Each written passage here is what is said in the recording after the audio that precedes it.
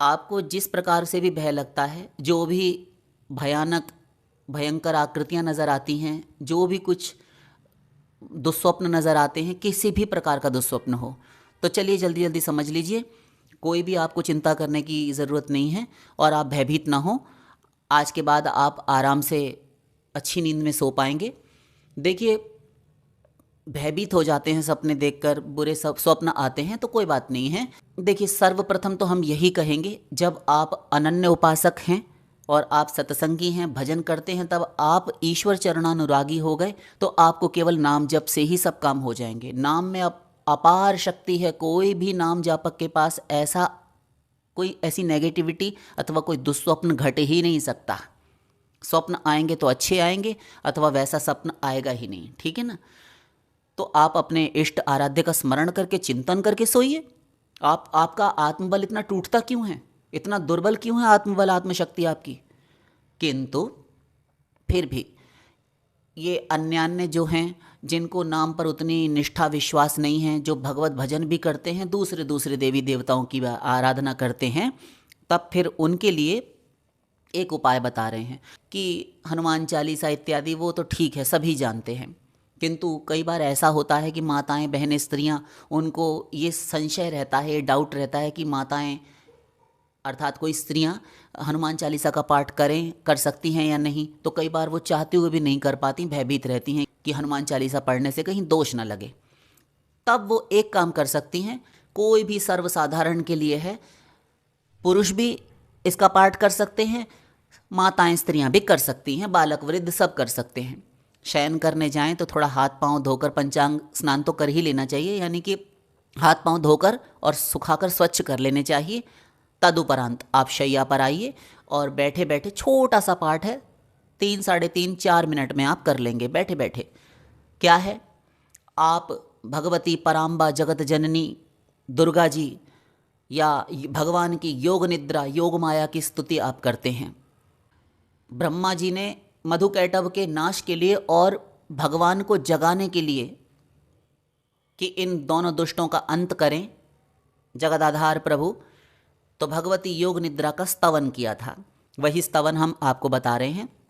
विश्वेश्वरीं जगद्धात्रीं स्थिति संहारकारिणीं निद्रां भगवतीं विष्णोरतुलां तेजसः प्रभुः ब्रह्मोवाच त्वं स्वाहा त्वं स्वधा त्वं हि वषट्कारस्वरात्मिका सुधा त्वमक्षरे नित्ये त्रिधा मात्रात्मिका स्थिता अर्धमात्रा स्थिता नित्या यानुच्चार्या विशेषतः त्वमेव संध्या सावित्री त्वं देवी जननी परा त्वयैतद्धार्यते विश्वं त्वयैतत्सृज्यते जगत् त्वयैतत्पाल्यते देवी त्वमत्स्यन्ते च सर्वदा विसृष्टौ सृष्टिरूपा त्वं स्थितिरूपा च पालने तथा संहृतिरूपान्ते जगतोऽस्य जगन्मये महाविद्या महामाया महामेधा महास्मृतिः महामोहा च भवती महादेवी महासुरी प्रकृतिस्त्वं च सर्वस्य गुणत्रय विभाविनी कालरात्रिर्महारात्रिर्मोहरात्रिश्च दारुणा त्वं श्रीस्त्वं ईश्वरी त्वं ह्रीस्त्वं बुद्धिर्बोधलक्षणा लज्जा पुष्टिस्तथा तुष्टिस्त्वं शान्तिः क्षान्तिरेव च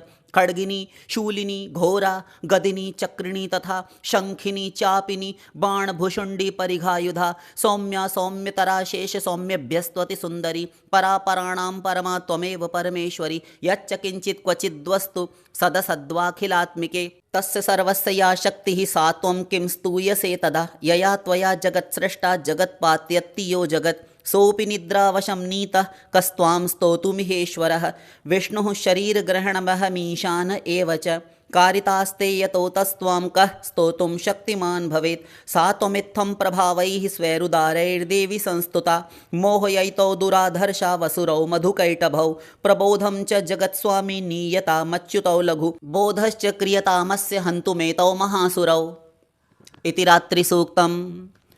बस यही पाठ कीजिए और आप सुखपूर्वक शयन कीजिए। कोई भी दुस्वप्न, किसी भी प्रकार की भयावह भयावनी आकृतियाँ, किसी भी प्रकार का भय आपको नहीं दिखाई देगा। दुस्वप्नम च निर्भिर्दृष्टम सुस्वप्नमुपजायते। लोगों के द्वारा देखा गया, मनुष्यों के द्वारा देखा गया बुरा सपना, दुस्वप्न, सुस्वप्न में परिवर्तित होकर आता है, अच्छे सपने में बदल जाता है। और आप यह सुनकर इसका स्पष्ट उच्चारण, शुद्ध स्पष्ट उच्चारण हमने किया है और किसी भी प्रकार की त्रुटि नहीं है। आप किन्हीं भी विद्वान पंडित जी महोदय को, किन्हीं भी आचार्य को सुनवा सकते हैं और उनसे पूछ सकते हैं। बिल्कुल सुस्पष्ट संस्कृत में सस्वर हमने बताया है। आप कहें कि सुन तो लेंगे किंतु पढ़ने के लिए प्रतिदिन हम कहाँ से लाएं, तो देखिए सप्तशती नामक एक ग्रंथ आता है। तो सप्तशती की एक पुस्तक कहीं से भी, गीता प्रेस वालों की, बिल्कुल शुद्ध कागज़ है, लिखाई छपाई उसकी बिल्कुल साफ सुसंस्कृत है। आप वह पुस्तक ले लीजिए और उसमें रात्रि सूक्त करके एक अलग से दे रखा है। यही भगवती महामाया की यह स्तुति अलग से रात्रि सूक्त करके है। और साथ में बीच में जब प्रथम चरित्र महाकाली चरित्र प्रारंभ होगा तब महाकाली चरित्र में ही ब्रह्मोवाच से प्रारंभ है। तो आप ये सारे श्लोक सुनकर उससे मिलान कर सकते हैं और प्रतिदिन पाठ कर सकते हैं। तो आशा करते हैं आप समझ गए होंगे। शेष फिर